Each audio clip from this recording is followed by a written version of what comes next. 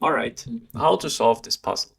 It's very important. So it looks very annoying and complicated. So it's important to extract the motives, the checkmate motives. How could we mate this king?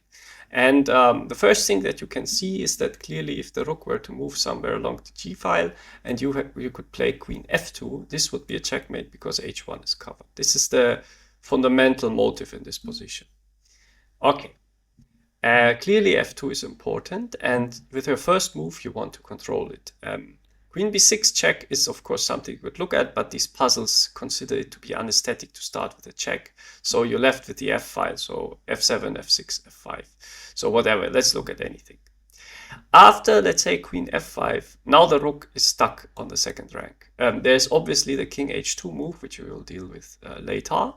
And let's look at this position.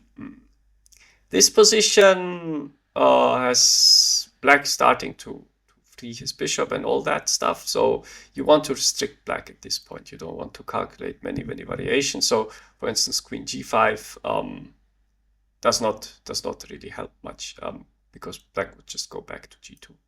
But we want to keep an eye on f2. Queen c5, well, black cannot play rook f2 because of checkmate, so he would play king g2. And this is another central position. Took me a long time looking at this in my mind. I was looking at various things. I was looking maybe if queen e3 to restrict the king, but nothing seemed to work. And I had the epiphany that if I were again able to teleport in this position, queen g4 is just checkmate. And this led me to believe that how can I reach g4? Well, clearly d4 is a square of origin. So what I would like to have this position at some point. And queen d4 is reachable from f6.